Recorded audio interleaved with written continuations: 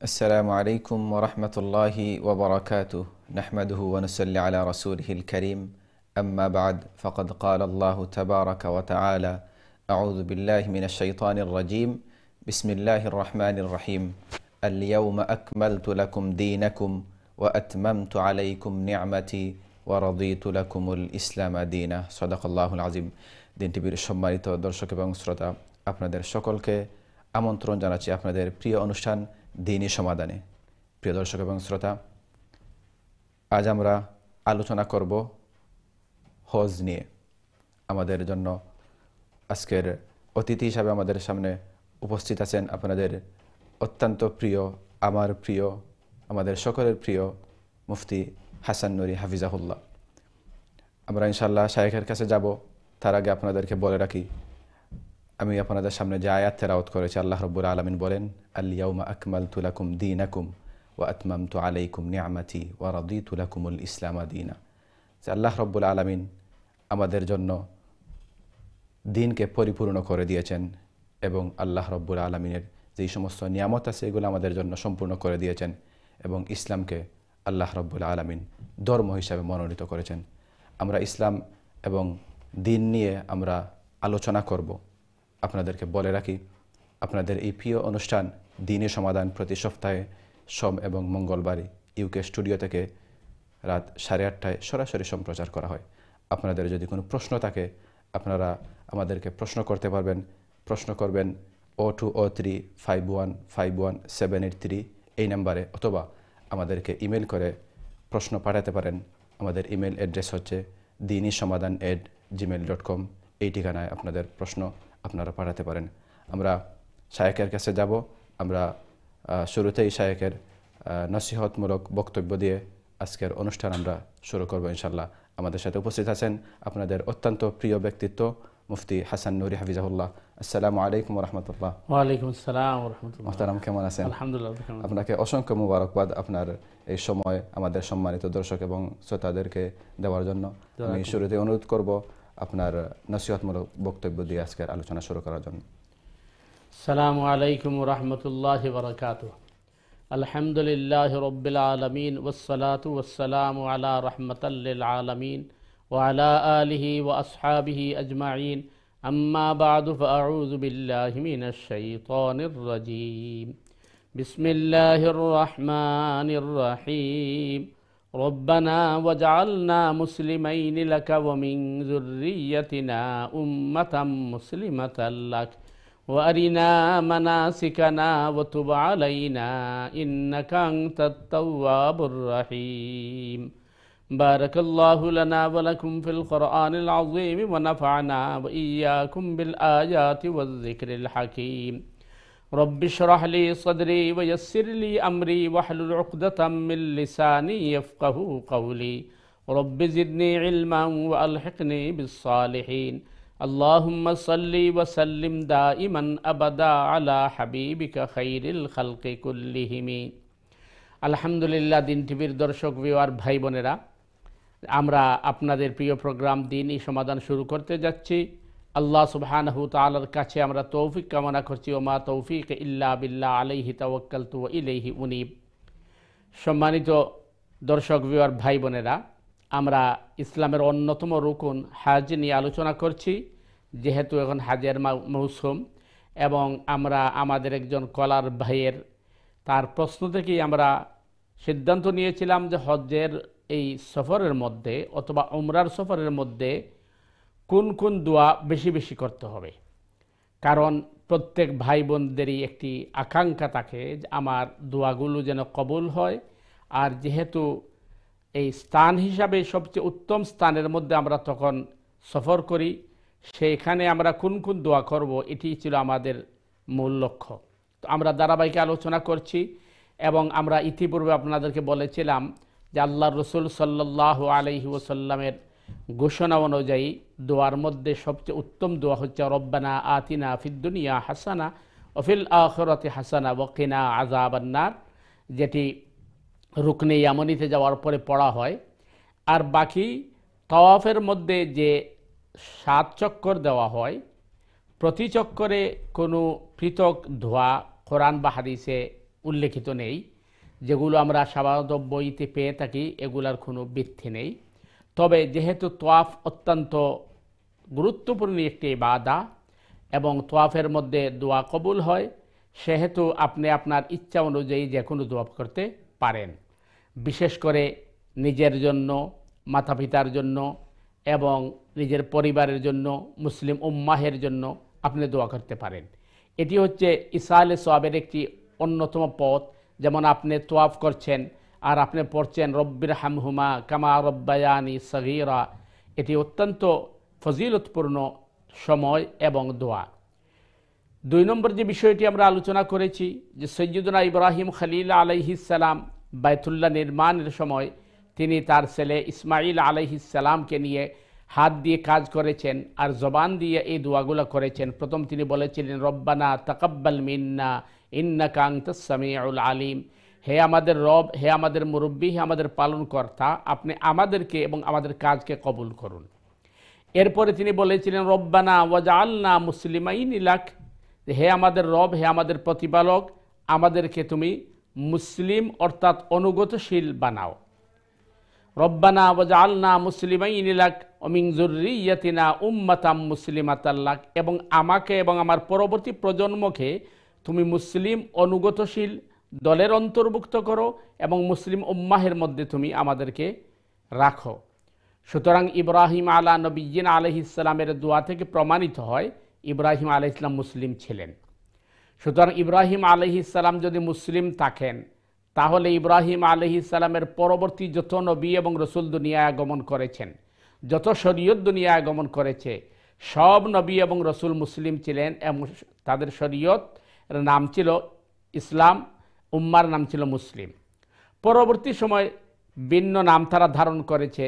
কেউ নিজকে ইহুদি পরিচয় দিয়েছে, কেউ নাসারা পরিচয় দিয়েছে, কেউ সাইবিন পরিচয় দিয়েছে, আরও বিভিন্ন নামে নামকরণ করেছে। কিন্তু শরীয়তে মুহাম্মদী যেভাবে মুসলিম নামে পরিচিত, আল্লাহ সুবহানাহু তাআলার মনোনীত একমাত্র দিন বা ধর্মের নাম হচ্ছে ইসলাম। ইন্নাদ-দীনা ইনদাল্লাহিল ইসলাম, এবং এটি ইব্রাহিম আলাইহিস সালামের দোয়া থেকে প্রমাণিত। তো ইব্রাহিম আলাইহিস সালাম বলেছেন রব্বানা ওয়াজআলনা মুসলিমাইন লাকা ওয়া মিন যুররিয়্যাতিনা উম্মাতাম মুসলিমাতাল লাক। এরপরে তিনি বলেছেন ওয়া আরিনা মানাসিকানা ওয়া তুব আলাইনা ইন্নাকা আনতাত তাওয়াবুর রহিম, হে আমার রব, হে আমার পালনকর্তা, আপনি আমাকে এবং আমার পরবর্তী প্রজন্মকে হজের রীতিনীতি শিক্ষা দাও। এতে বোঝা যাচ্ছে আমরা যাতে হজ করতে যাব, আল্লাহর কাছে হজের বিধিবিধান, হুকুম আহকাম এবং নিয়ম নীতি যাতে আমরা পরিপূর্ণভাবে আদায় করতে পারি, তৌফিক আল্লাহর কাছে কামনা করতে হবে। এবং আল্লাহ রসুল সাল্লাল্লাহু আলাইহি ওয়াসাল্লাম বলেছেন খুযু ইনদা মানাসিকাকুম, তোমরা আমার কাছ থেকে হজের রীতিনীতি শিক্ষা করো। সুতরাং হজ যেহেতু একটা ইবাদত, সুতরাং এটা নবী এবং রসুলদের অনুকরণের মাধ্যমে করতে হবে। আর ইব্রাহিম আলাইহিস সালাম আল্লাহ সুবহানাহু তাআলার কাছে চাইছেন যে আল্লাহ আমাদেরকে হজের রীতিনীতি শিক্ষা দান করো। এখান থেকে আরেকটি পয়েন্ট বেরিয়ে আসে যে বায়তুল্লাহই প্রথম কিবলা ছিল, যার কারণেই তিনি বলেছেন যে আমাকে হজের রীতিনীতি শিক্ষা দান করো। মসজিদুল আকসাকে আমরা অনেকেই যারা প্রথম কিবলা মনে করি, এই কথাটা বাস্তব নয়, সত্য নয়। এটা সাময়িক কিবলা ছিল, এক সময়ের জন্য কিবলা ছিল, কিন্তু প্রথম এবং শেষ এবং ফাইনাল কিবলা বায়তুল্লাহ ছিল। এই জন্য ইব্রাহিম আলাইহিস সালাম বলেছেন ওয়ারিনা মানাসিকানা ওয়া তুব আলাইনা ইন্নাকা আনতাত তাওয়াবুর রহিম, নিশ্চয় হে আমার পরওয়ারদিগার, হে আমার পালনকর্তা, হে আমার মুরব্বী, আপনি তওবাকে কবুলকারী এবং আপনি দয়াশীল ক্ষমাশীল।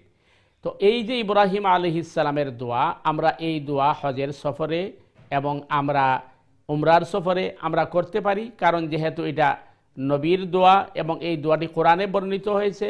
তো এই যে কোরআনে বর্ণিত ইব্রাহিম আলাইহিস সালামের দোয়া এবং নবী রসুলের দোয়া, পরবর্তী তিনি যে দোয়াটি করেছিলেন সেটি হল রব্বানা ওয়াবআস ফীহিম রাসূলাম মিনহুম ইয়াতলু আলাইহিম আয়াতিকা ওয়া ইউআল্লিমুহুমুল কিতাবা ওয়াল হিকমাতা ওয়া ইউযাক্কিহিম ইন্নাকা আনতাল আজিজুল হাকীম।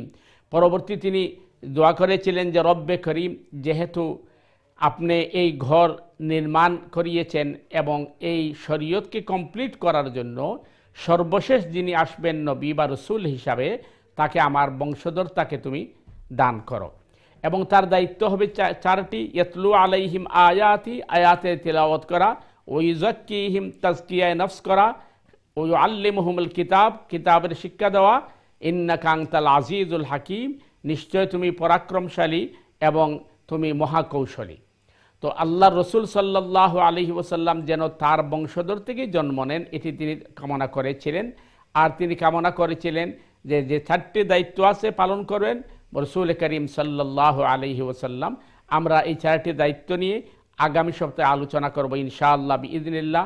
এছাড়া ইব্রাহিম আলাইহিস সালামের আরও কিছু দোয়া যেগুলো সূরা ইব্রাহিমের মধ্যে আলোচিত হয়েছে আমরা ধারাবাহিকভাবে আলোচনা করার চেষ্টা করব ইনশাআল্লাহ বিইذনিল্লাহ, যাতে আমাদের কলার ভাই বোনরা যারা হজে যাবেন অথবা যাচ্ছেন অথবা হজের ইচ্ছা আছে, আমরা যেন কোরআনের বর্ণিত এই দোয়াগুলো আমরা মুখস্থ করতে পারি এবং আমরা এগুলা হজ এবং উমরার সফরের মধ্যে করতে পারি। যে দোয়াগুলা যে মাকবুল তাতে সন্দেহের কোনো অবকাশ নাই, কারণ এগুলা কোরআনে বর্ণিত দোয়া এবং নবী রসুলদের জবান থেকে এই দোয়াগুলা ওই স্থানেই আদায় করা হয়েছে। তো আল্লাহ সুবহানাহু তাআলা আমাদেরকে বেশি বেশি করে আল্লাহ সুবহানাহু তাআলার কাছে দোয়া করার তৌফিক দান করুক। পাশাপাশি আল্লাহ সুবহানাহু তাআলা আমরা যারা হজ করেছি উমরা করেছি তাদেরকে আল্লাহ বারবার যাওয়ার তৌফিক দান করুক, এবং যারা এখনও যেতে পারেনি তাদেরকেও আল্লাহ যাওয়ার তৌফিক দান করুক, এবং সবাইকে যেন আল্লাহ হজ্জে মাবরুর নসিব ফরমায়। এই কামনা করে সংক্ষিপ্ত আলোচনা শেষ করছি। আপনারা আপনাদের প্রশ্ন নিয়ে আসবেন, আমরা আপনাদেরকে ওয়েলকাম জানাচ্ছি।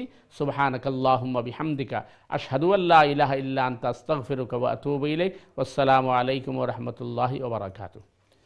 জাযাকাল্লাহ মুহতারাম, আমরা অত্যন্ত সুন্দর এবং গুরুত্বপূর্ণ আলোচনা শুনছিলাম আপনার কাছ থেকে হজ এবং বায়তুল্লাহ। আমরা আসলে অনেকেই জানি না আমাদের যে কিবলা বায়তুল্লাহ, অনেকে মনে করেন যে বায়তুল মুকাদ্দাস সেটা প্রথম কিবলা, এটা আমাদের অনেকে ধারণা। প্রিয় দর্শক এবং শ্রোতা, আসলে আপনারাও শাইখের কাছ থেকে শুনতে পারেন আমাদের কিবলা সম্পর্কে গুরুত্বপূর্ণ আলোচনা করেছেন। আমাদের মধ্যে অনেকে আছেন যারা সামনে হজ আসতেছে, অনেকেই নিয়ত করেছেন এবং আল্লাহ রাব্বুল আলামিন অনেককেই কবুল করেছেন যারা হজে যাবেন। আপনাদের হজ নিয়ে কোনো প্রশ্ন থাকলে ইনশাল্লাহ আপনারা প্রশ্ন করবেন, আমাদের শাইখ ইনশাল্লাহ উত্তর দিবেন।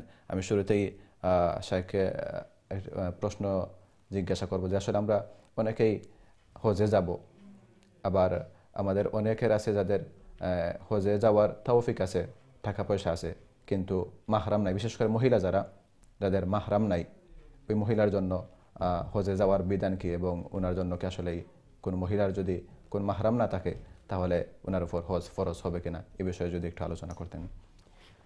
প্রথম বিষয় হচ্ছে যে হজ ফরজ হওয়ার জন্য দুটি শর্ত, একটা তার আর্থিক সামর্থ্য থাকা, আরেকটি হচ্ছে তার শারীরিক সামর্থ্য থাকা। এখন এই দুই শর্ত যদি পাওয়া যায় তখন তার উপর ওই সাথে সাথে হজ ফরজ। এখন যার উপর হজ ফরজ বা দুটি শর্ত পাওয়া যাবে সে সাথে সাথে হজ করতে হবে না, তার জন্য হজকে বিলম্ব করা বা ডিলে করা জায়েজ কিনা, এ ব্যাপারে উলামায়ে কেরামের বক্তব্য হচ্ছে যে অযাচিত বা ইচ্ছাকৃতভাবে ডিলে করা উচিত হবে না। তার কারণ হবে হায়াত মত তো আমরা মালিক না, এক নাম্বার। দুই, আজকে সম্পদ আছে কালকে নাও থাকতে পারে। নাম্বার তিন, শারীরিক সুস্থতা আছে নাও থাকতে পারে, যেটি আমাদের সমাজে একটি ভুল ধারণা, যে আমাদের সমাজের মানুষ মনে করে এখনও বয়স কম আছে, আরও কিছুদিন এনজয় করে ফেলি, এরপরে যখন বুড়ো হবে এরপরে হজ করে ভালো মানুষ হয়ে যাব। এই ধারণাটা ভুল। তার কারণ হচ্ছে প্রথমত কেউ যদি মনে করে যে আমি শেষ বয়সে হজ করব, তখন তো এই জিনিসটা তার জন্য উচিত নয়। নাম্বার দুই হচ্ছে এই সুস্বাস্থ্য থাকা অবস্থায়, যৌবন থাকা অবস্থায় এবাদতের যে মূল্য অথবা এবাদত করার যে নিজের সামর্থ্য থাকে, এটা বৃদ্ধ বয়সে থাকে না, সুতরাং এই ডিলে করা উচিত হবে না। দুই নম্বর পয়েন্ট হচ্ছে যে একজনের হয়তো তার আর্থিক সামর্থ্য আছে কিন্তু শারীরিক সামর্থ্য নেই। হয়তো এই ধরনের অনেক মানুষ পাওয়া যায় যে ডিজাবল মানুষ, সে প্রচুর সম্পদের মালিক কিন্তু সে একা সফর করা তার জন্য সম্ভব নয়, অথবা আরেকজন সহযোগী হলেও এত দীর্ঘ সফর করা সম্ভব নয়। তো তার জন্য মাসআলা হচ্ছে যে সে তার নায়েব বা রিপ্রেজেন্টেটিভ নিয়োগ করতে পারে, কারণ হজের মধ্যে বদলি হজ করা যায় এই সুযোগ। এখন আসছে আপনার পয়েন্ট যেটি, যে মা বোন যারা আছেন যাদের হজের জন্য কিন্তু তিনটে শর্ত। একটি হচ্ছে আর্থিক তার সামর্থ্য, আরেকটি শারীরিক সামর্থ্য, আরেকটি হচ্ছে মাহরাম সাথে থাকা। এখন যদি মাহরাম না থাকে তাহলে ইচ্ছা করলে উনি ওই তার রিপ্রেজেন্ট পাঠাতে পারবে, এটি হচ্ছে একটি পথ। আরেকটি পথ হচ্ছে যে উনি যদি নিজে যেতে চায় তাহলে উনি অপেক্ষা করতে পারে মাহরাম পাওয়া পর্যন্ত। কিন্তু এটাও তো হতে পারে যে তার নিজের হজ করার সামর্থ্য আছে ঠিকই, কিন্তু মাহরাম নিয়ে যাওয়ার সামর্থ্য তার নেই, কারণ এটা একটা কঠিন বিষয়। বর্তমান সময় হজ করতে 8 থেকে 10,000 পাউন্ড লাগে শুধু হজের খরচ। আর যাকে মাহরাম হিসাবে নিবে বা প্রতিনিধি নিবে, মাসআলা হচ্ছে তাকে তার খরচ বহন করতে হবে এবং তার অনুপস্থিতি তার পরিবার তো তার খরচ আছে, এই খরচ বহন করতে। তাহলে এমত অবস্থায় আসলে ওই মহিলার জন্য কোনটি উনি কি করবেন? হজ করবেন নাকি মাহরাম নিবেন? বা ওনার যদি সামর্থ্য নাই থাকে আরেকজন সঙ্গী নিয়ে যাওয়ার, তাহলে উনি কি করবেন? তখন মহিলার জন্য মাসআলা হচ্ছে উনি ডিলে করতে পারেন যতক্ষণ পর্যন্ত তার মাহরাম পাচ্ছেন না বা মাহরাম নেওয়ার মতো সামর্থ্য আসছে না, ততক্ষণ ডিলে করতে পারেন। আর আল্লাহর কাছে তিনি সাহায্য চাবেন, 1 নাম্বার। 2 হচ্ছে যে এই ব্যতিক্রমী একটি মাসআলা হচ্ছে যে ওই মহিলা তা মাহরাম ছাড়া তিনি যেতে পারবে কিনা। এই ব্যাপারে উলামায়ে কেরামদের মধ্যে ভিন্ন মত থাকলেও ইমাম শাফি রহমতুল্লাহ আলাইহির একটি মত হচ্ছে যদি মহিলাদের একটি গ্রুপ হয় তাইলে ওই গ্রুপের সাথে তিনি সফর করতে পারবেন, মহিলা গ্রুপের সাথে। এখন মহিলা গ্রুপের সাথে সফর করবেন, কারণ এখানে কিন্তু বোঝার বিষয় হচ্ছে যে হাদিস মহিলাদের জন্য হজের ব্যাপারে মাহরামের শর্ত লাগাচ্ছে কেন? এখানে উলামায়ে কেরামের, বিজ্ঞ উলামায়ে কেরামের যে মতামত হচ্ছে, এটি আমার অভিজ্ঞতা আমি বলছি বা আপনিও বলতে পারবেন, আপনি যেহেতু গেছেন। হজের এমন কিছু কাজ আছে যে কাজগুলো একজন মহিলাকে করতে হলে আরেকজন পুরুষ তাকে কিন্তু শেল্টার দিতে হয়, অবশ্যই হয় তাকে জড়াইয়া ধরতে হবে অথবা সে জড়াইয়া ধরতে হবে। যেমন আপনার বেশি কিউর সময় তওয়াফ করা, প্রত্যেকটা জায়গায়, তাওয়াফে বলেন, জামারাতে বলেন, প্রত্যেকটা জায়গায়, মিনাতে বলেন। কারণ প্রথমে আমি অনেকদিন চিন্তা করছি যে মাহরামের শর্ত দিচ্ছে কেন। হজ করার পর আমার ধারণা হয়েছে যে আসলেই কিন্তু একজন মহিলার জন্য মাহরাম প্রয়োজন। তো ঠিক একইভাবে যদি মহিলা কোনো গ্রুপের সাথে চলে যান আর তিনি ওই গ্রুপের সাথে থাকেন, তাকে সেভ করে, তাহলে অনেক উলামায়ে কেরামের মতে এটা তার জন্য বৈধ আছে। বা আপনি দেখছেন ইন্দোনেশিয়া থেকে যে সমস্ত মহিলা হাজিরা আসে, ওরা কিন্তু গ্রুপ বেঁধে বেঁধে আসে এবং খুবই সতর্কতার সাথে তাকে আদায় করতে হবে। আরেকটি জিনিস হচ্ছে লক্ষ্য রাখতে হবে যে অনেক মা বোন দেখা যায় হাজরে আসওয়াদে চুমা দেওয়ার জন্য ধাক্কাধাক্কি করে তার স্কার্ফ অথবা তার হিজাব চলে যায়, এটা কিন্তু তার জন্য কখনো বৈধ নয়। কারণ হাজরে আসওয়াদে স্পর্শ করা বা চুমা দেওয়া মুস্তাহাব, কিন্তু পর্দা ফরজ, এটা আমাদের অনেকে বুঝে না। তো এই জিনিসগুলো লক্ষ্য রাখার দরকার। তো আমরা আশা করবো যে আমাদের কলার ভাই বোন যারা আছেন তারা এই বিষয়ে সতর্ক থাকবেন। আরেকটি বিষয় হলো শেখ, যেহেতু হজের কথা বলছেন, আমরা যারা অনেকেই বর্তমানে আমরা জানি যে সৌদি সরকার যেটা অ্যাকসেপ্ট করছে বা এই উমরার বিষয়ে যারা উমরাতে যাবেন ওনাদের মাহরাম লাগবে না, এইভাবে সৌদি সরকার যেটা অনুমতি দিয়েছে। সমান উমরার সফরে যদি কোনো মহিলা যান কোনো গ্রুপের সাথে ওনার মাহরাম ছাড়া, তাহলে ওনার জন্য, মহিলার জন্য উমরার বিধান কি? আসল বিষয়টি হচ্ছে এই সৌদি সরকার যে নতুন আইন করছে তারা যে মাহরাম শর্ত নয়। তো এখানে একটি প্রশ্ন জাগে, শরীয়তের কোনো বিধান তো পরিবর্তনের অধিকার কারণেই, তাহলে করলো কীভাবে? তো আমরা আগে যেটি আলোচনা করছি, যেহেতু উলামায়ে কেরামের এই ব্যাপারে ভিন্ন মত আছে, এইটাকে তারা বৃত্তি বা ইস্যু বানিয়ে করেছে। তো একজন মহিলা যদি তিনি এইভাবে মহিলা গ্রুপের সাথে চলে যান উমরাতে, আর যারা গাইড দিবেন এরা মহিলাকে শরীয়তের মাসআলা বুঝিয়ে দিতে হবে যে আপনারা তওয়াফ করার সময় মহিলাদের সাথেই থাকবেন, পুরুষের সাথে যাতে কোনো টাচিং না হয়, এইভাবে সতর্কতা অবলম্বন করলে এটাকে হারাম বলা যাবে না। কারণ যেহেতু কোরআন কিন্তু ওইটা শর্ত লাগায় নাই, আর হাদিস যেটা আসছে এটা তখনকার সময় কিন্তু মহিলা মাহরাম ছাড়া সফর করা সম্ভবই ছিল না। বর্তমান সময়ে টেকনোলজির কী হওয়ার কারণে, উন্নত টেকনোলজি হওয়ার কারণে বা উন্নত যোগাযোগ হওয়ার কারণে অনেকটা কী হয়ে গেছে, এখন নিজের সতর্কতার প্রয়োজন আছে। 1 নাম্বার 2, এখানে আরেকটা জিনিস আমাদেরকে বুঝতে হবে যে একজন মহিলার যদি বয়স কী হয়ে যায়, ওই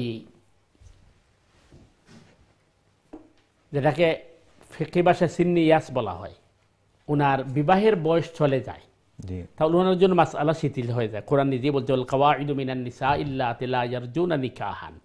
তো এই সবগুলো সামনে রেখে তারা হয়তো এই আইন করছে। তো সতর্কতার সাথে যদি কেউ যায় তা এটা হারাম হবে না, তবে সর্বোচ্চ সতর্কতা রাখতে হবে। সাথে সাথে আরেকটা বিষয় আসলে আমার এড করার ইচ্ছা, যে আসলে অনেক সময় তো আমরা যারা মহিলারা মাহরামের সাথে হজে যান বা উমরাতে যান, কিন্তু অনেক সময় দেখা যায় মহিলা মা বোন যারা আছেন তখন মাহরাম ছাড়া তাওয়াফের জন্য যান। তাওয়াফের মধ্যে ওনাদের মাহরাম ছাড়া ওনারা তাওয়াফ করেন। ওই সময় কি আসলে মহিলার জন্য মাহরাম ছাড়া নফল তাওয়াফ এটার বিধান কি, উনি করতে পারবেন কিনা? ওইটা ওই আগের বিষয়ে, যদি কোনো মহিলা একা তোয়াফে চলে যান, আর আপনার তো নিজের অভিজ্ঞতা আছে, আপনি দেখছেন যে তোয়াফের সময় যে তোয়াফ হয়, মহিলাদের যে সাইড যেখানে মানে মহিলা বেশি থাকে, উনি যদি সতর্কতার সাথে যদি উনি তোয়াফ করেন তাহলে এটা হারাম হবে না। কারণ তাকে তো ওই হোটেল থেকে হারামে আসতে মাহরাম লাগবে, এটা শরীয়ত বলে নাই। উনি যদি মহিলাদের সাথে, মহিলাদের মানে কিউর সাথে থাকেন আর সতর্কতার সাথে করেন, কিছু টাচিং তো হবে, এটা তো কোনোভাবে রক্ষা করা সম্ভব নয়। তো এই হিসাবে তার একা তোয়াফে আসা তার জন্য হারাম হবে না। তবে মা বোনদের জন্য উচিত হবে যে গ্রুপের সাথেই যান, ওইখানে যে মা বোন থাকেন 5-7 জন 10 জন একসাথে আসা, তাহলে সুবিধা হবে যেটি, যে তারা তাদের মতো করে তোয়াফ করতে পারবেন।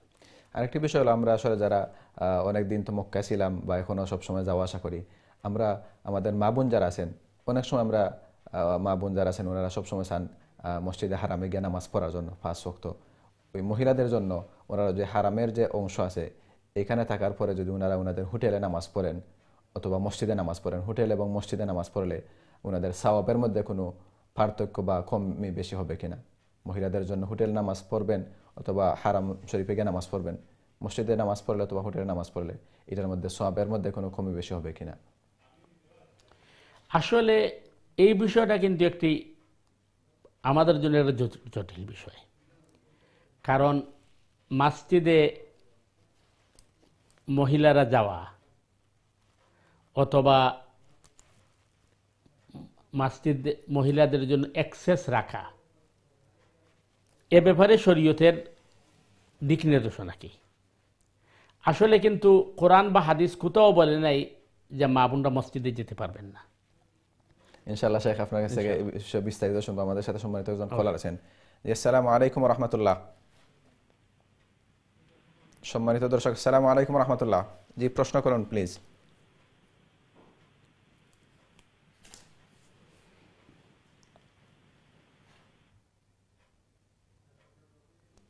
দুঃখিত, আসলে আমাদের সম্মানিত দর্শকের কলটা ড্রপ হয়ে গেছে, আবার আসবেন ইনশাআল্লাহ। জি শেখ। দেখেন, আমাদের সাবকন্টিনেন্সে যত মসজিদগুলো তৈরি হয়েছে, ম্যাক্সিমাম মসজিদগুলোতে কিন্তু মহিলাদের অ্যাক্সেস নাই। তো এটা কিন্তু আসলে সঠিক নয়। আরবের সব কান্ট্রিতে দেখবেন যে মহিলা অ্যাক্সেস আছে। কারণ আমরা যে যুগে বসবাস করছি, আপনি যদি আপনার পরিবার নিয়ে কোথাও সফর করতে চান, তাহলে আপনি যখন নামাজের সময় হবে আপনি মসজিদে নামাজ পড়বেন, ওই মহিলার উপর তো নামাজ ফরজ, ওই মহিলাকে রাস্তায় নামাজ পড়বে। এই জিনিসটা আমাদের বোঝা দরকার। সুতরাং প্রতিটা মসজিদে মহিলাদের অ্যাক্সেস থাকা দরকার, তাদের নামাজের ব্যবস্থা থাকা দরকার। হ্যাঁ, মা বোনদের জন্য সব 5 ওয়াক্তে নামাজে যাওয়ার শর্ত নয়, তারা গুনাহগার হবেন না। কিন্তু কেউ যদি যেতে চায় তাকে বাধা দিতে পারবেন না। এটি হচ্ছে হাদিসের পরিভাষা। এমনকি আল্লাহ রাসূল সাল্লাল্লাহু আলাইহি ওয়াসাল্লাম বলছেন, এশার সময় বা ফজরের সময়ও যদি মা বোনরা মসজিদে যেতে যায় তবুও তোমরা আল্লাহর বান্দীদেরকে নিষেধ দিও না। কিন্তু আমরা এটাকে হারাম বানিয়ে ফেলেছি, এটা আমাদের দুর্ভাগ্য। এখন যে মা বোন উমরায় গেছেন অথবা এই হজে গেছেন, উনি হোটেলে নামাজ পড়বেন, আপনি যতই বলেন এই আপনি বাধা দিয়ে আটকাইতে পারবেন না। এটা অনেক সময় আমরা দেখি, মানে হারাম শরীফে শেখ সুদাইস প্রায় সময় হাদিসের ভাষা অনুযায়ী যে এরকম যে খায়রু মাসাজিদিন নিসাই, ওইটা তো ঠিক আছে অবশ্যই। এটা হলো মানে নর্মাল মা বোনরা যারা আছেন তারা যখন আপনার নামাজ পড়বেন তাদের ঘরের নামাজটা হচ্ছে উত্তম, এটা হাদিসের পরিভাষা। কিন্তু আমি আপনাকে একটা উদাহরণ দিই। মনে করেন আপনি ওয়াটসেবেল মার্কেটে তো আর মা বোনদেরকে বন্ধ করা যায় নাই। তো যে মা বোন মার্কেটে গেছেন, উনার নামাজের সময় হলে উনি নামাজ পড়বে কোথায়? সুতরাং আপনাকে তো সময়ের তাগিদে আপনাকে মসজিদে মা বোনদের অ্যাক্সেস থাকতেই হবে। এবং এটি ইসলাম আমাদের শিখিয়েছে, কিন্তু আমরা এটাকে মানে রং ইনফরমেশনে নিয়েছি। আর হরমে যাওয়ার পরে আমি বাংলাদেশের একজন নামকরা মুফতি সাহেব ছিলেন, উনি, আমি নাম বলবো না, উনি ওনার আম্মাকে নিয়ে গেছেন। নিয়ে যাওয়ার পরে উনি বলছেন যে আম্মা হোটেলে নামাজ পড়েন, কারণ হাদিসে আসছে মহিলাদের জন্য হোটেলে নামাজ উত্তম। তখন ভদ্র মহিলা বলছেন যে তের মক্কায় আসলাম কি জন্য রে বাবা, স্বাভাবিক এটা। তো এই জন্য মানে কেউ যদি হোটেলে নামাজ পড়েন তার নামাজ হবে না এটা বলা যাবে না, কিন্তু হরমিকে জামাত পড়লে তাকে নিষেধ দেওয়া যাবে না। তবে লক্ষ্য রাখতে হবে ওই হরমের ভিতরে দেখবেন মহিলাদের আলাদা স্থান আছে, কিন্তু অনেক মহিলা দেখা যায় যে পুরুষের মধ্যখানে দাঁড়াই যায়, পুলিশে নিষেধ দিলেও মানে না, এটা ঠিক নয়। নিজে জাযাকাল্লাহ শেখ, আপনার কাছে আরো আলোচনা শুনবো ইনশাআল্লাহ। আমাদের সাথে সম্মানিত একজন দর্শক আছেন। জি, আসসালামু আলাইকুম রাহমাতুল্লাহ। হ্যালো, আসসালামু আলাইকুম। ওয়ালাইকুম আসসালাম রাহমাতুল্লাহ। জি, প্রশ্ন করুন প্লিজ। সুজেস কথা হয়ে যাবি। জি জি, আপনার আপনার কথাটা পুরা শোনা যান না। জি, আপনার প্রশ্ন হোক প্লিজ। আচ্ছা আচ্ছা, আপনারা যে ডিসকাশন করা এটা তো খুব সুন্দর ডিসকাশন। তো আমি একটা প্রশ্ন করতাম চাই, এটা এই ডিসকাশনের বাইরে আমি কি করতাম পারবো? জি হোক, আপনার যে কোনো প্রশ্ন জি। আচ্ছা, হোক আপনি। তো আমি আপনার কাছে জানতাম চাই, ধরুন আমরা যারা মানে কিছু পয়সা ব্যাংক রাখিয়া করি, ধরুন যে এটা আননেসেসারি মানে আনলিমিটেড সুদ হয়। তো এই সুদটা আমরা কি ইয়ত দিতাম পারবো নি? যে কোনো বাংলাদেশও কোনো এতিমখানাত তারা যদি কই মানে এই সুদটা দিলেই আবার সওয়াবের নিয়ত করলাম না, এটা কি দেওয়া যাইব? আমি মেয়ে লোক তো অন্যখানে দিবার আমার সুযোগ নাই। জি, আর কোনো প্রশ্ন আছে আপনার? জি না, আর কোনো প্রশ্ন নাই। Thank you very much. জাযাকাল্লাহ, আপনি খুব সুন্দর প্রশ্ন করছেন। জি শেখ, আসলে আমরা অনেক সময় দেখি আমরা যারা চলাফেরার ক্ষেত্রে অনেকে আমরা ব্যাংকের মধ্যে টাকা রাখতে হয়।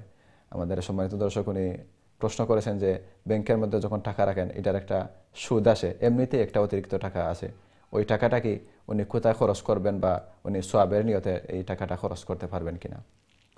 আসলে আপনার মানে প্রশ্নটা খুবই গুরুত্বপূর্ণ এবং এটা আমরা লাগি এখন তো জরুরি যে আমরা যখন ব্যাংকে টাকা রাখি যে সুদটা আয়, তখনকার সময় আমরা মানে অনেক ওলামায়ে কেরামে কইছিলা যে সুদের টাকাটা আনা ঠিক নাই। তো সুদের টাকা আনলে কারণ এটা তো হারাম টাকা, কিন্তু পরবর্তী ওলামায়ে কেরাম, বিজ্ঞ ওলামায়ে কেরামে তারা গবেষণা করিয়ে দেখছেন যে এটা এই না আনাটা উচিত নাই। কারণ আপনি যদি এটা আনন্যা তাহলে ব্যাংক কর্মকর্তা এটা তারা ব্যবহার করিলাই, আর ব্যাংক কর্মকর্তা যখন ব্যবহার করিলাই বা তারা এটা নিয়ে গিয়ে তখন আপনি এটা ব্যবহার না করিও গুণাগার হিসেবে সেনে গুণাগার ওরা কোরআনে কয় তাআওয়ানু আলাল বিররি ওয়াত তাকওয়া ওয়ালা তাআওয়ানু আলাল ইসমি ওয়াল উদওয়ান। আমরার অজান্তে কিন্তু আমি একটা গুনাহ কামে সহযোগিতা করে দিলাম। এখন বাঁচার পথ কোনটা? বাঁচার পথ হইল সুদের টাকাগুলো আপনি উঠাই দিবা, উঠাই আপনি যেলাখান হইছেন আপনি যে কোনো একটা জায়গার মাঝে কোনো কালভার্ট নাই, রাস্তা নাই, অথবা কোনো মাদ্রাসা বা মসজিদ টয়লেট নাই, এই সমস্ত জায়গার মাঝে আপনি সোয়াবের নিয়ত সারা দিলেইবা। যেলাখান আপনি হয়েছিল এতিমখানাত দিলেইতে পারবা, তারা হইয়া দিবা কথা যে যেহেতু এটা ইন্টারেস্টের পয়সা, সুতরাং যে খাতে ব্যয় করা যায় ওই খাতে আপনারা লাগাই লুকা, এটা ওটাই উত্তম এবং উভয় মানে দিক রক্ষা এটাই আশা করি ক্লিয়ার আছে ইনশাআল্লাহ। জাযাকাল্লাহ, আশা করি আমাদের সম্মানিত দর্শক ওনার আনসার পেয়েছেন। আরেকটি প্রশ্ন এটার সাথে, যদি ওই আমাদের সম্মানিত দর্শক যে প্রশ্ন করেছেন ওই টাকাটা যদি কোনো কালভার্ট বা টয়লেট বা এগুলার মধ্যে ব্যবহার না করে কোনো গরিব বা অসহায় লোক যারা যাকাতের টাকা পয়সা যারা বক্ষণ করতে পারেন, এই সমস্ত লোককে যদি সওয়াবের আশায় দেওয়া যায়, উনি ওনার চলাফেরার ক্ষেত্রে যদি এই টাকা পয়সাটা ব্যবহার করেন, তাহলে এটার বিধান কি? সওয়াবের আশায় দিতে পারতা নাই, মানবতার তাগিদে দিতে পারবা। এখন যদি একজন অসহায় মানুষ গরিব বা তাই যেটা প্রশ্ন করছেন যে এতিমখানাত দিলেন, আর এতিমখানাত যদি এটারে তারা বাচ্চাদের খাওয়ায়, তখন এটা যাইজ, এটা হারাম হইতো না, এখানে থান সওয়াবের আর নিয়ত করা যাইতো নাই, যেহেতু এটা হারাম পয়সা। দলিল হইল এটা যে রসুল করিম সাল্লাল্লাহু আলাইহি ইসলাম এক মহিলার ঘরে গেছিলা, তো মহিলায় ছাগলের গোশত রেডি করলা, তো আল্লাহ রসুল সাল্লাল্লাহু আলাইহি ওয়াসাল্লাম কইছেন মহিলারে যে তুমি আমারে দাওয়াত দিলাও। বুঝার দরকার যে আল্লাহ রসুল কুজ্জা দাওয়াত নেন, এখানে আমরা শিক্ষা দিবার লাগে। ভদ্র মহিলা কইছেন ইয়া রাসূলুল্লাহ এই গোশতটা তো আপনার লাগে হারাম। তো রসুল করিম সাল্লাল্লাহু আলাইহি ওয়াসাল্লাম আশ্চর্য ঘটনা, তুমিও মুসলমান আমিও মুসলমান, তোমার লাগে হালাল আমার লাগে হারাম হয় কীভাবে? তখন ভদ্র মহিলা কইলে ইয়া রাসূলুল্লাহ এটা সাদাকার বকরি। তো আল্লাহ রসুল সাল্লাল্লাহু আলাইহি ওয়াসাল্লাম কইলে তোমার লাগে সাদাকা আমার লাগে হাদিয়া। এতে বোঝা গেল সেকেন্ড ডিলের লাগি আমরা দায়ী নাই। এখন তাই যদি এতিমখানা দিলেন তারা হইয়া যে এই পয়সাটা ইন্টারেস্টের পয়সা যেখানে শরীয়ত সম্মতভাবে ব্যবহার করা যায় আপনারা ব্যবহার করুকা। এখন তারা যদি এতিম বা চিন্তের খাওয়াইন তাহলে গুণাগার হইতা নাই, তবে তাই দেওয়ার সময় সবের নিত করতে পারতা নাই, যেহেতু এটা কি নাই হালাল পয়সা। আশা করি ক্লিয়ার ছিল। জাযাকাল্লাহ। সম্মানিত দর্শক, আসলে আমরা শায়েখের কাছ থেকে অত্যন্ত গুরুত্বপূর্ণ আলোচনা শুনছিলাম। প্রিয় দর্শক এবং শ্রোতা, আপনারা দেখছেন দ্বীনি সমাধান। সময় হয়েছে বিরতিতে যাওয়ার। বিরতির পর আবারও ফিরবো ইনশাআল্লাহ। আমাদের সঙ্গেই থাকুন। আসসালামু আলাইকুম ওয়া রাহমাতুল্লাহ।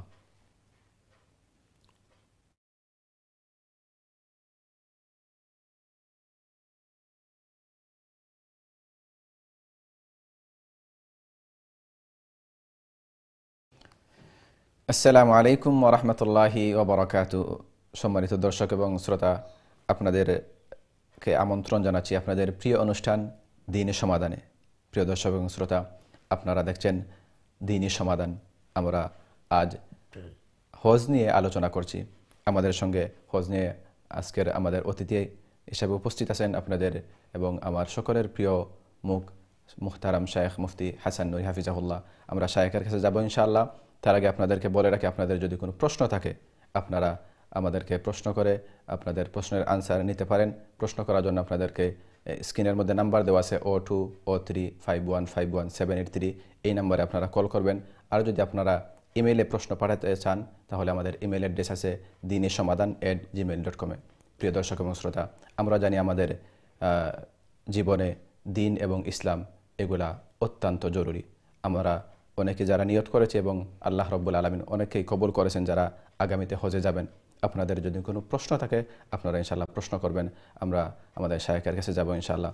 জি শায়েখ, আসলে আমরা এই বিরতির আগে আমরা আলোচনা করছিলাম বিভিন্ন বিষয় নিয়ে, বিশেষ করে মহিলাদের আলোচনা করছিলাম যারা হজের মধ্যে মাহরাম ছাড়া যাবেন কিনা, বা ওই মক্কার মধ্যে গেলে ওনারা কি হারাম শরীফে নামাজ পড়বেন নাকি হোটেলের মধ্যে নামাজ পড়বেন।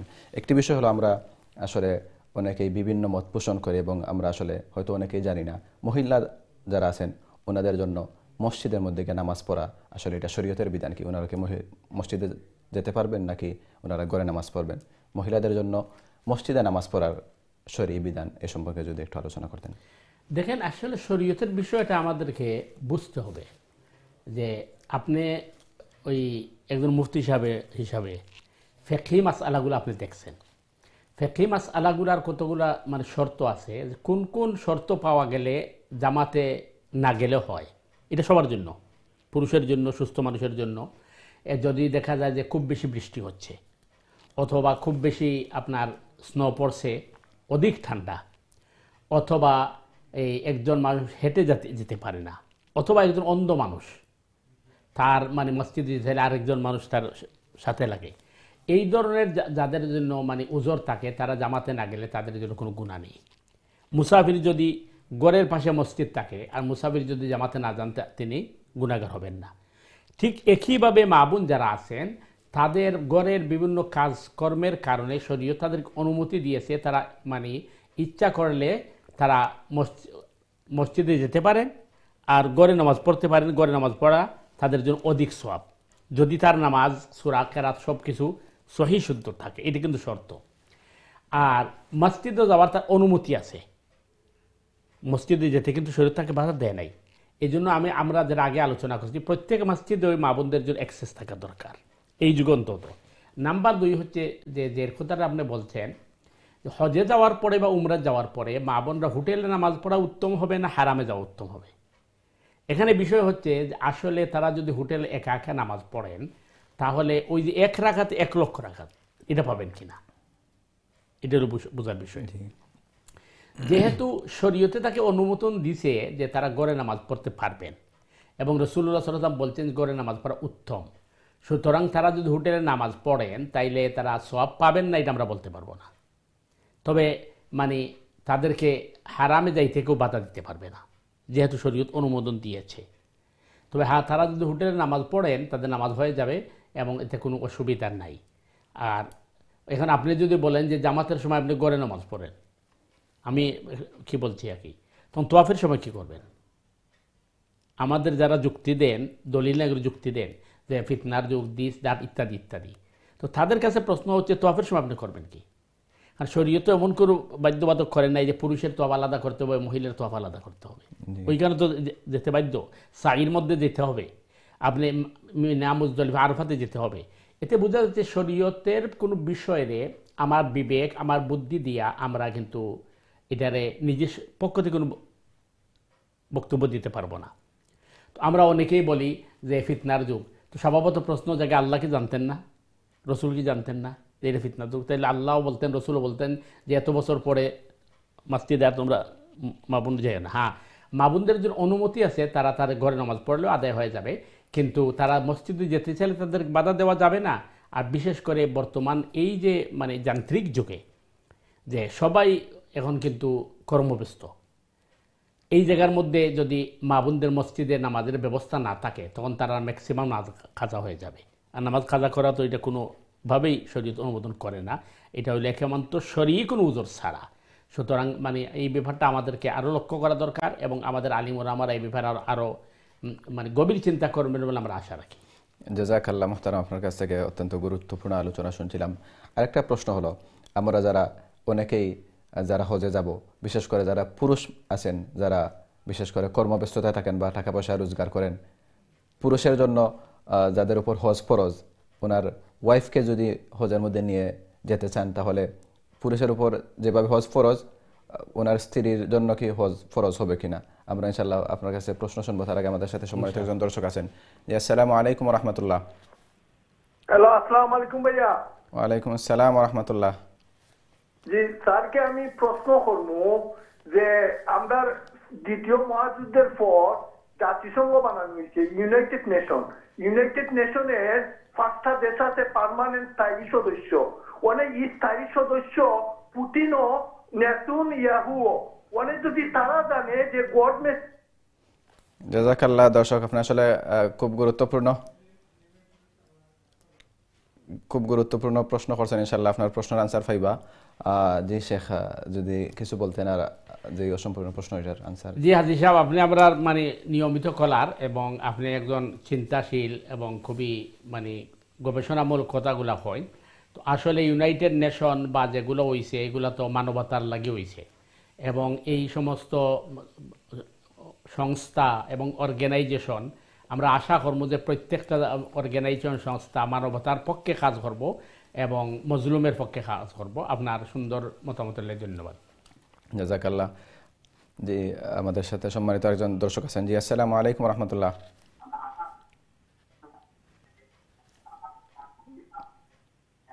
আসসালামু আলাইকুম ওয়া রাহমাতুল্লাহ।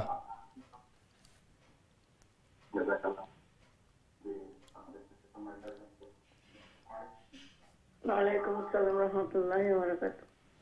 জি, প্রশ্ন হোক আপনার।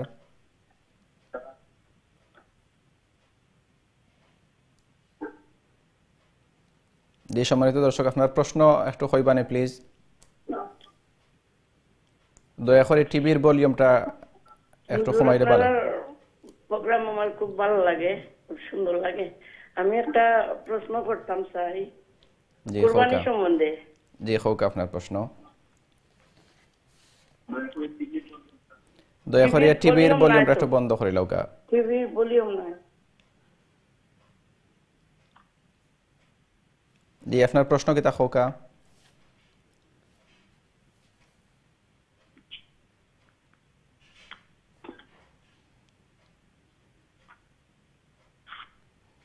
কুরবানি সম্বন্ধে, কুরবানি যদি যেমন শ্বশুর বাড়ির মানুষও বালা বিহেভ করে না, বাপের বাড়ির মানুষও বালা বিহেভ করে না, তে কুরবানি অন্য জায়গা দেওয়া যাইব নি? আর কোনো প্রশ্ন আছে আপনার? জি না, আর কোনো প্রশ্ন নাই। জাযাকাল্লাহ, আপনি খুব সুন্দর প্রশ্ন একটা করছেন। ইনশাআল্লাহ আপনি আমরা লগে থাকুক, ইনশাআল্লাহ আনসার পাইবা। জি শেখ, আসলে কিন্তু খুবই গুরুত্বপূর্ণ একটা কথা আপনি কইছেন যে আমরা আত্মীয় স্বজন, শ্বশুর বাড়ির আত্মীয় স্বজন উখা আর বাপের বাড়ির আত্মীয় স্বজন উখা, তারা যদি আমরা বালা ব্যবহার না করে তাইলে কোরবানি অন্য জায়গায় করা যাইব নি। আমরা একটা জিনিস বোঝা দরকার, কোরআনের পরিবেশে, হাদিসের পরিবেশে সিলা রেহমি হয়, আত্মীয়তার বন্ধন অটুট রাখা। তো আত্মীয়তার বন্ধন অটুট রাখা বলতে এটা বোঝানি হয়েছে না আমার লোকে বালা ব্যবহার করলে আমি বালা ব্যবহার করব। আসলে বোঝা নিয়েছে যে বাদ ব্যবহার করব তার লগে আমি বালা ব্যবহার করব। আল্লাহ রসুল কইছেন সিলমান কাতা আকা ও আফু আম্মান জলামাখা ও আহসিন ইলা মান আসা আইলাই, যে তোমার লগে বাদ ব্যবহার করছে তুমি তার লগে বালা ব্যবহার করো, যে তোমার গালি দিছে তুমি তারে দোয়া দাও। কোরআনে একই কথা কইছে ইদফা বিল্লাতি হি আহসান ফাইযাল্লাযী বাইনাকা ওয়া বাইনাহু আদাওয়াতুন কাআন্নাহু ওয়ালিয়্যুন হামীম। মন্দের প্রতিশোধ নাও ভালোর মাধ্যমে, তাইলে শত্রু চিরবন্ধু হয়ে যাব। তো আমরা চেষ্টা করতাম আমার আত্মীয় স্বজনরা যারা আমার লোক বাদ ব্যবহার করে তার লোক বালা ব্যবহার করা। যদিও তারা মানে আমার লোক বাদ ব্যবহার করে, আমি যদি তারারে কোরবানি দিয়া তারারে কুষ্ট খাওয়াই, আশা করা যায় আস্তে আস্তে সঠিক পথে আইব। কিন্তু যদি এমন কোনো পরিস্থিতি হয় যে কোনো অবস্থাতেই তারার গেছে বালা ব্যবহার করা যান না বা আপনার কোরবানি ঢেলা গ্রহণ করতে নাই, তখন তো আপনি মজবুরা কিছু করার নাই, আপনি যে কোনো জায়গায় কোরবানি করতে পারবা, আপনার কোরবানি আদায় হইব। তবে উচিত হইব নিজের আত্মীয় স্বজন যারা আসেন এরার লগে সুন্দর ব্যবহার করা, ভালো ব্যবহার করা। কারণ আমরা এর আগে আলোচনা করছি অধিকাংশ মানুষ জাহান্নামে যাইব শুধুমাত্র হুকুকুল ইবাদ নষ্ট করার কারণে, আত্মীয়তার বন্ধনকে ছিন্ন করার কারণে। আল্লাহ রসুল সাল্লাল্লাহু আলাইহি ওয়াসাল্লামের চরিত্র সম্পর্কে কোয়া হয়েছে ইন্নাকা লাতাসিলুর রাহিমা, নিশ্চয়ই আপনি আত্মীয়তার বন্ধন অটুট রাখতা। সুতরাং এটা কিন্তু একটা বড় ফরজ, এর লাগে আমরা এই বিষয়টা লক্ষ্য রাখা দরকার। আমার আত্মীয় স্বজনের আমার লগে যত বাদ ব্যবহার করুক আমরা তাহলে বালা ব্যবহার করতাম হইব। তো অনেকেই কইবা যে আমরা চেষ্টা করছি, কিন্তু একটা জিনিস আমরা বোঝা দরকার, ইউসুফ আলাইহিস সালামের বাই হলে তান্ডে আতফাও বাইন্দিয়া কুয়াত ফালাই দিছিল, গোলাম বানাইয়া বেচছেন, আমার আত্মীয় স্বজন ইলা ব্যবহার করেন না। এরপরে ইউসুফ আলাইহিস সালামে কইছেন লা তাসরিবা আলাইকুমুল ইয়াউম, আজকের দিনে তোমরা এই সাধারণ ক্ষমা ঘোষণা। একইভাবে মুহাম্মদুর রাসূলুল্লাহ সাল্লাল্লাহু আলাইহি ওয়াসাল্লামের সাথে কুরাইশে যে দুর্ব্যবহার করছে আমরা আত্মীয় স্বজন ইলাদের ব্যবহার করেন না। তো আমরা আশা করবো যে আমরা আত্মীয় স্বজনের লাগে আরো সুন্দর ব্যবহার করতাম, ভালো ব্যবহার করতাম। আর একান্ত যদি কোনো কি না থাকে তাইলে তো আপনি যে কোনো জায়গায় কোরবানি দিতে পারবো। আশা করি ক্লিয়ার আছে ইনশাআল্লাহ। জাযাকাল্লাহ। সম্মানিত দর্শক, আশা করার মধ্যে আপনি আপনার প্রশ্নের আনসার পাইছেন। আমরা লগে সম্মানিত আরেকজন দর্শক আছেন। জি আসসালামু আলাইকুম ওয়া রাহমাতুল্লাহ। ওয়া আলাইকুম আসসালাম ওয়া রাহমাতুল্লাহি ওয়া বারাকাতুহু। জি প্রশ্ন হোক। ওয়ালাইকুম আসসালাম ওয়া রাহমাতুল্লাহ। জি আমার একটা প্রশ্ন, আমরা তো যাকাত দিতে হয় সব কিছু, ধরো আমার যদি শেরুর গেছে আমি খরচ পাই তাহলে এই টাকারও যাকাত আমার দেওয়া লাগে। তখন আমার এক বন্ধুর কাছে আমি দীর্ঘদিন যাবত কিছু পয়সা পাই, তখন তাই ইচ্ছা করে চাইরা ও টাকার পাক্কা একটা বড় অ্যামাউন্টের টাকা আমি পাইতাম, তো তাই চাইরা দেন তাই আগামী বছর তাকে ও টাকার তার ইচ্ছা করে চাইরা যাকাত দিতা আমার ও টাকার, ইচ্ছা কিটা ঠিক হইব নিলা। আর কোন প্রশ্ন আছেন আপনার?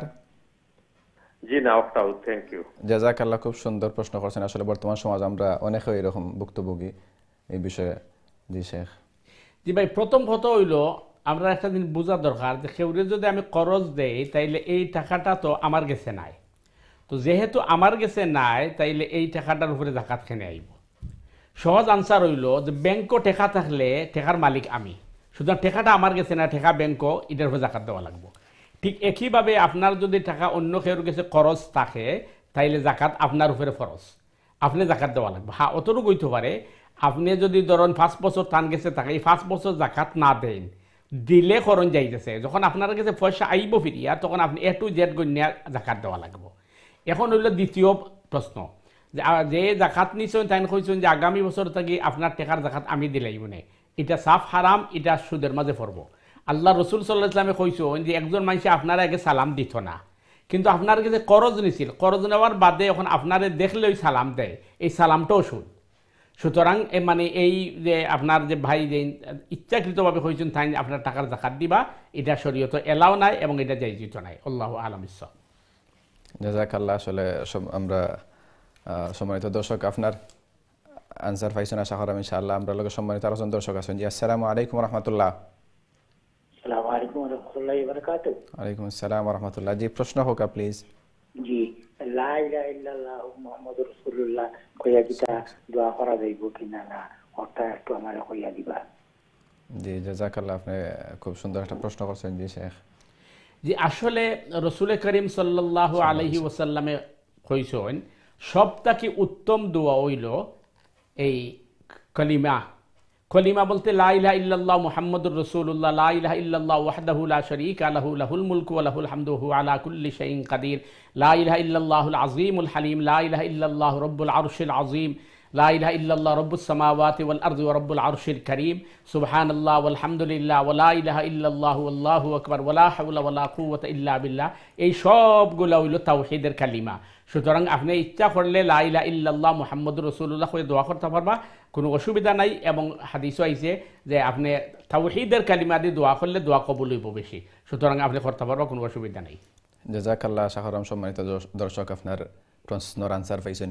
আসলে একটু আগে আমরা যে সম্মানিত দর্শকে বিশেষ করে কুরবানির বিষয়ে যেটা প্রশ্ন করছিল, যে আসলে শ্বশুর বাড়ি এবং বাবার বাড়ির দুই দিক থেকে কোনো যারা আত্মীয় স্বজন আছেন তারার লগে বালা ব্যবহার না করার কারণে বা বালা সম্পর্ক না থাকার কারণে কেতা করতে চাইছেন অন্য কোনো জায়গাত কুরবানি দিতে পারবা কিনা, এটা জিজ্ঞাসেন। আসলে আমরা প্রথমে হইল আমরা নিজের মানুষের লগে সব থেকে বালা ব্যবহার করতাম, কারণ আল্লাহ তাআলা কালামুল্লাহর মাঝে কইছেন রাসূলুল্লাহ সাল্লাল্লাহু আলাইহি ওয়াসাল্লামর যে চরিত্র আছিল কিতা আছিল, ওয়া ইন্নাকা লাআলা খুলুকিন আযীম। যে চরিত্র হইল মানুষের ব্যবহার হইল তিন ধরনের। একটা হইল যে খুলুক, যেটা একটা হইল খুলুকে হাসান, আর একটা হইল খুলুকে কারিম, আর একটা হইল খুলুকে আজিম। যে খুলুকে হাসান হইল যে একজনে আপনার একটা মারছইন, আপনি বরাবর একটা মারি দিছেন। আর একটা হইল খুলুকে কারিম, আপনারে একজনে মারছইন, আপনি থান্ডে মারছইনও না, মাফ করিয়া দিলেইছইন। আর একটা হইল খুলুকে আজিম, যে আপনারা একজনে মারছইন আর আপনি তান্ডে ফিটি তার আতায় হইলা, আতায় হইলা, যে আপনি মারছইন আসলে আপনি হাতর মাঝে কষ্ট পাইছইন, দুঃখ পাইছইন, আপনি আমার মাফ করিয়া দেউকা। ওটা হইল খুলুকে আজিম। ওটা ছিল রাসূলুল্লাহ সাল্লাল্লাহু আলাইহি ওয়াসাল্লামের চরিত্র। আসলে আমরা নিজের আত্মীয় স্বজন বা যারাও আছেন সবর লাগে আমরা সবসময় চেষ্টা করতাম বালা ব্যবহার করতাম। বিশেষ করে আমরা একটু আগে যেটা কইছেন যে কুরবানি খুনানো দিতা, যে হযরত আবু বকর সিদ্দিক রাদিয়াল্লাহু তাআলা আনহুর একটা ঘটনা আমার মনে হইল, যে কুরআনের মাঝে আল্লাহ তাআলা কইছেন ওয়ালা ইয়াতালি উলুল ফাদলি মিনকুম ওয়াস-সাআতি আইয়ুতু উলিল কুরবা ওয়াল মাসাকিন ওয়াল মুহাজিরিনা ফি সাবিলিল্লাহ ওয়াল ইয়াফু ওয়াল ইয়াসফাহু আলা তুহিব্বুনা আন ইয়াগফিরাল্লাহু লাকুম। যে যুদ্ধ থেকে যে সময় রাসূলুল্লাহ সাল্লাল্লাহু আলাইহি ওয়াসাল্লাম ফিরিয়া আইসলার সময় হযরত আয়েশা সিদ্দিকা রাদিয়াল্লাহু তাআলা আনহার চরিত্র লইয়া কিছু মুনাফিক হল আসলা, যারা তারা প্রশ্ন তুলছিল। তো এই মুনাফিক যারা প্রশ্ন তুলছিল এর মাঝে হযরত আবু বকর সিদ্দিক রাদিয়াল্লাহু তাআলা আনহুর একজন আত্মীয় আসলা, যারে হযরত আবু বকর সিদ্দিক রাদিয়াল্লাহু তাআলা আনহু প্রতি মাসও একটা হাদিয়া দিতা, একটা খরচ করার লাগি টাকা পয়সা দিতা। তো হযরতে আবু বকর সিদ্দিক রাদিয়াল্লাহু তাআলা আনহুর খানো আইল, যে আয়েশা রাদিয়াল্লাহু তাআলা আনহার চরিত্র লইয়া যারা মুনাফিক হল আসলা এর মাঝে যারা টাকা দিতা ও লোকটাও কিতা করছেন, তাই মুনাফিক হল তোর মাঝে হযরত আয়েশা সিদ্দিকা রাদিয়াল্লাহু তাআলা আনহার যে চরিত্র লইয়া প্রশ্ন করছিল এর মাঝে তাই অন্তর্ভুক্ত আসলা। হযরত আবু বকর সিদ্দিক রাদিয়াল্লাহু তাআলা আনহু কিতা হল্লা পরবর্তীতে ও যে লোক আসলা তান্ডে কিতা করে দিছেন, টাকা পয়সা দেওয়া বন্ধ করে দিছেন। পরবর্তীতে সময় কোরআনের আয়াত উনলা যে আলা তুহিব্বুনা আন ইয়াগফিরাল্লাহু লাহুম, যে আল্লাহ তাআলা কইরা তোমরা কিতা চাও নানি যে আমি তোমরা মাফ করতাম। এই কারণের আয়াতের ব্যাখ্যা হইল যে ব্যক্তিগত কোনো কারণে কোনো মানুষরে কোনো দান দেওয়া বা সদকা দেওয়া বা কোনো মানুষরে সাহায্য সহযোগিতা করা ব্যক্তিগত কোনো কারণে আমরা এটা করতাম না। কারণ আল্লাহ তাআলা আমরা কোনো মানুষরে যে সময় কোনো কিছু দান করবো আমরা কিতা করতাম না, লা ইউরিদুনা মিনহুম জাযাআ ওয়ালা শুকুরা, খের গেছ থেকে থ্যাংক ইউ বা এটা পাইতাম না, আমরা আল্লাহ তাআলার গেছ থেকে আমরা এটার বিনিময় পাইমু। এর কারণে আশা করব আমরা ইনশাআল্লাহ সবর লগে আমরা ভালো আলোচনা করতাম। আমরা আসলে আজকে আলোচনা করছিলাম হজের বিষয় লইয়া। জি শেখ, আসলে আমরা আজকে হজের বিষয় লইয়া আলোচনা করছিলাম। তো হজ সম্পর্কে আসলে আমরা অনেক জিনিস সকল জানার আছে।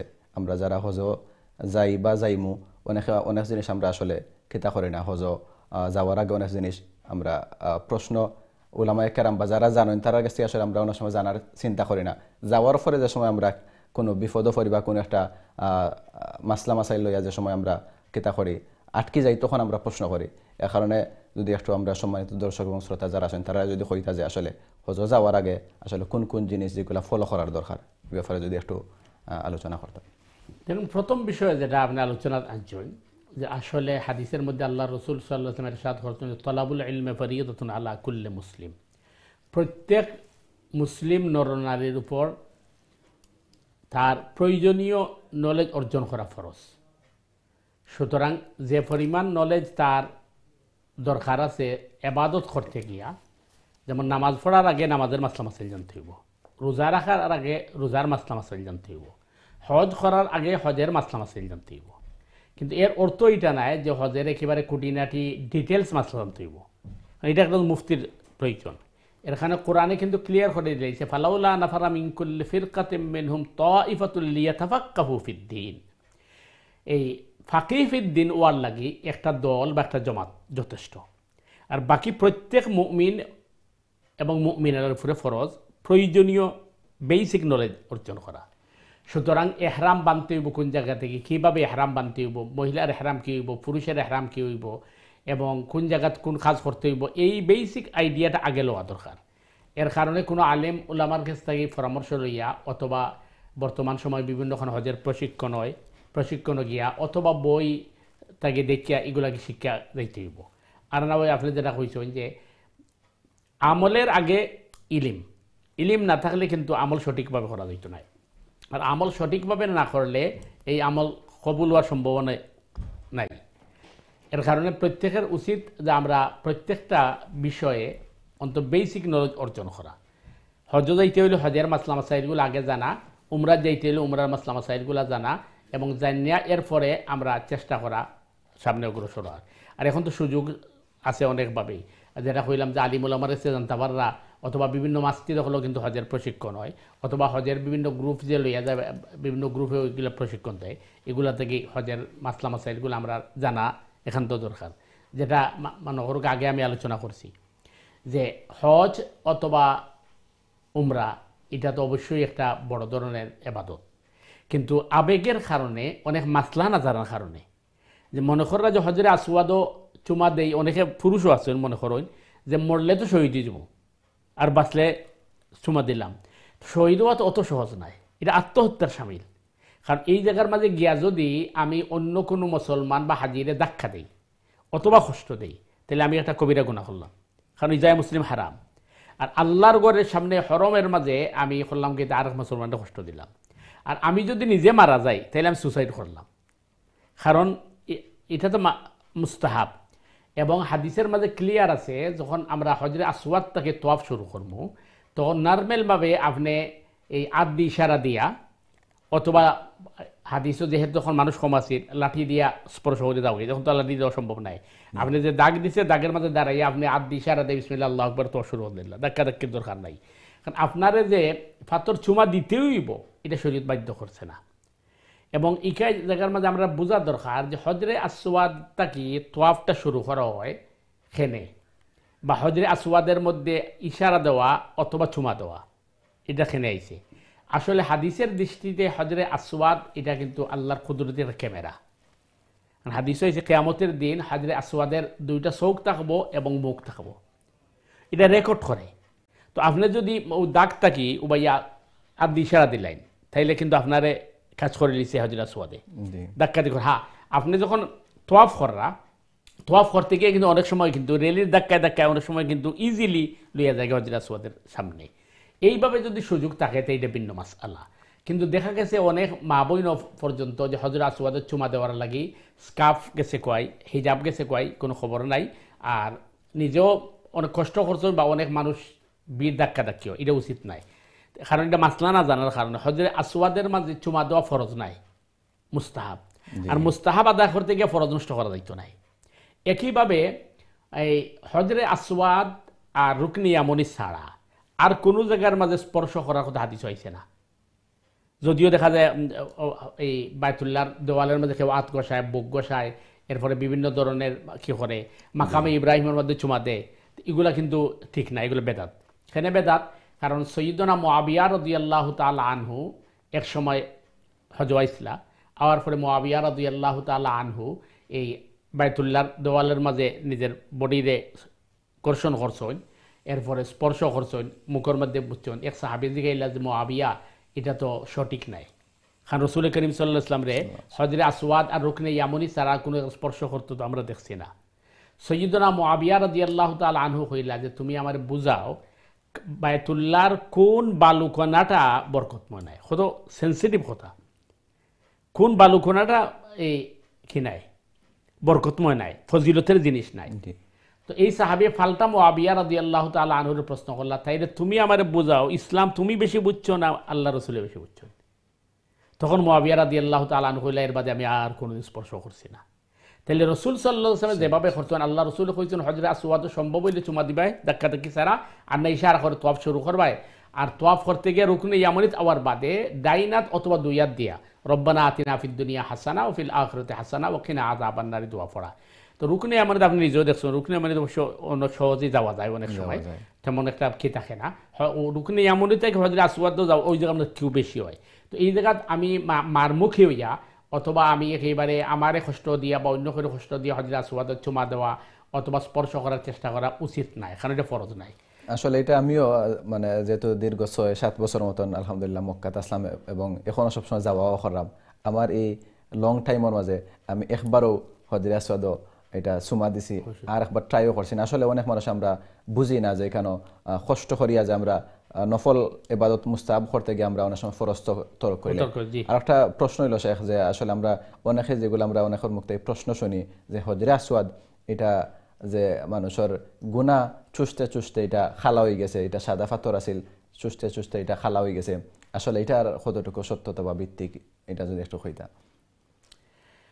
হাদিসের দৃষ্টিতে হজরে আসওয়াদ আসলে জান্নাতি একটা পাথর এবং এটা সৈয়দনা আদম আলা নবীন আলাইহিস সালামে তান সাথে করে লইয়া আইছিলা এবং এটা দবদবে সাদা আছিল এবং এই দবদবে সাদা থাকার কারণে এটা পরবর্তী সময় এই কালো রং ধারণ করছে।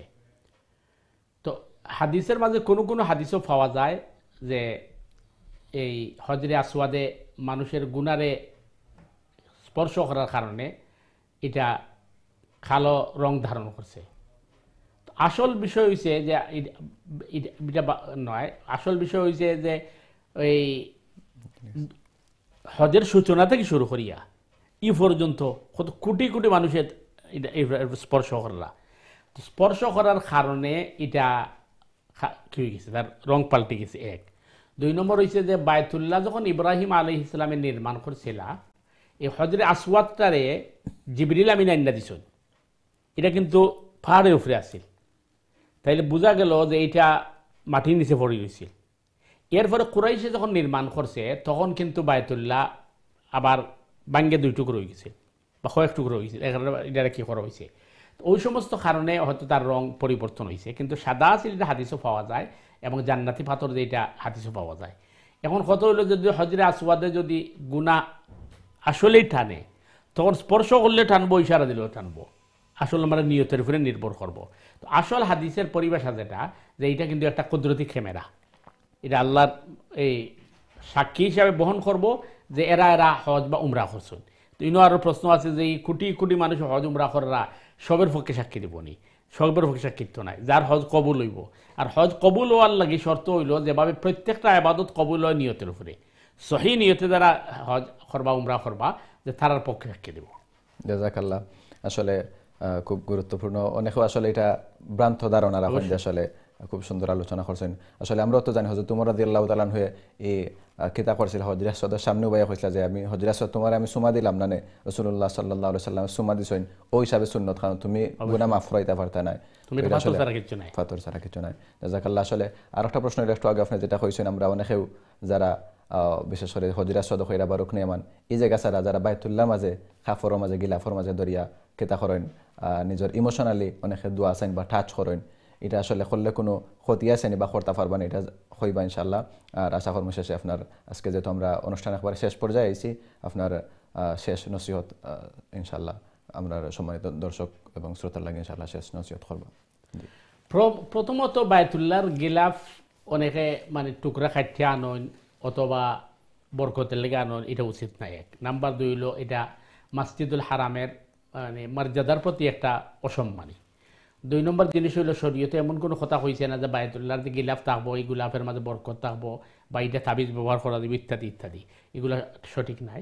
নাম্বার 2 হইল যে বায়তুল্লাহর অন্য কোনো জায়গা স্পর্শ করা এটা সুন্নত পরিপন্থী, যেহেতু রাসূল করিম সাল্লাল্লাহু আলাইহি ওয়াসাল্লামে করছেন না। তবে হ্যাঁ কয়েকটা জায়গা আছে যেটা রাসূল করিম সাল্লাল্লাহু আলাইহি ওয়াসাল্লামে হজরে আসওয়াদও চুমা দিছেন, রুকনে ইয়ামান স্পর্শ করছেন, বায়তুল্লাহর চৌকাটা দরিয়া আল্লাহ রাসূলের দোয়া করছেন, মিজাবে রহমতের নিচে আল্লাহ রাসূলের দোয়া করছেন, এটা ভিন্ন মানে জায়গার ফজিলত। আর বাকি বায়তুল্লাহর অন্যান্য ওয়ালের মধ্যে আদ দেওয়া, স্পর্শ করা, বরকত লেওয়া, যেটা অন্যান্য মানুষ আবেগে করে, ইমোশনালি করে, এটা সুন্নত পরিপন্থী এবং এটা সঠিক হইতো নাই। আর যে কোনো আমল কবুল হওয়ার লাগি এটা সুন্না অনুযায়ী হওয়া উচিত। কারণ রসুল করিম সাল্লাল্লাহু আলাইহি ওয়াসাল্লামের দুনিয়াত প্রেরণই করা হয়েছে যে আমরা আমল শিক্ষা দিবার লাগে। এখন যদি কেউ রসুল করিম সাল্লাল্লাহু আলাইহি ওয়াসাল্লামের সুন্নারে মানে ডিঙ্গাইয়া নিজের পক্ষ থেকে আবেগত ইমোশনাল কাম করেন, তাইলে বোঝা গেল যে তাই প্রমাণ করতে চায় যে রসুল সাল্লাল্লাহু আলাইহি ওয়াসাল্লামের এটা এনাফ আসিল না। এর কারণেই মানে বেদাত অত্যন্ত গুরুতর গুনাহ। সুতরাং আমরা চেষ্টা করবো আল্লাহ রসুল সাল্লাল্লাহু আলাইহি ওয়াসাল্লামের যেভাবে হজ উমরা করছেন, যেভাবে তোয়াফ করছেন, যেভাবে ইবাদত করছেন, এইভাবে আমরা যাতে করতে পারি। জাযাকাল্লাহ। আপনারা যদি শেষ নসিহত বা শেষ কোনো মেসেজ আর একটা আজকের যেহেতু আমরা হজ সম্পর্কে আমরা সম্মানিত দর্শক এবং শ্রোতার লাগে শেষ একটা মেসেজ দিয়া নসিহত করিলে। সম্মানিত দর্শক ভিউয়ার ভাই বোনেরা, আমরা নিয়মিত যে প্রোগ্রাম, আপনাদের প্রিয় প্রোগ্রাম দ্বীনি সমাধান, আমরা শেষ প্রান্তে পৌঁছে গেছি এবং আমরা হজ নিয়ে আলোচনা করছি। যেহেতু হজের মৌসুম, তো আমরা আশা করব যে আপনারা এই আগামী সপ্তাহে প্রোগ্রাম দেখবেন এবং আপনারা প্রশ্ন করে মতামত দিয়ে প্রোগ্রামকে প্রাণবন্ত করবেন। আল্লাহ সুবহানাহু তাআলা আমাদের প্রত্যেকটা কথা এবং কাজ এবং আমলকে কবুল করুক। বিশেষ করে যারা এবার হজে যাওয়ার এই ইচ্ছা পোষণ করছেন, আল্লাহ তাদেরকে মকবুল হজ নসিব করুক, এই কামনা করে আজকের মতো শেষ করছি। সুবহানাকাল্লাহুম্মা বিহামদিকা আশহাদু আল্লা ইলাহা ইল্লা আনতা আস্তাগফিরুকা ওয়া আতুবু ইলাইক। আসসালামু আলাইকুম ওয়া রাহমাতুল্লাহি ওয়া বারাকাতুহু। জাযাকাল্লাহ মুহতারাম, আপনাকে অসংখ্য মোবারকবাদ। প্রিয় দর্শক এবং শ্রোতা, আপনারা দেখছেন আপনাদের প্রিয় অনুষ্ঠান দ্বীনি সমাধান। আশা করি আপনারা দ্বীন টিভির সঙ্গেই থাকবেন। আমাদের বিরতির একদম শেষ পর্যায়ে চলে এসেছি। আমরা ইনশাআল্লাহ আগামী প্রোগ্রাম দেখার জন্য আপনাদেরকে আমন্ত্রণ জানিয়ে আজকের মতো এখানে বিদায় নিচ্ছি। আসসালামু আলাইকুম ওয়া রাহমাতুল্লাহি ওয়া বারাকাতুহু।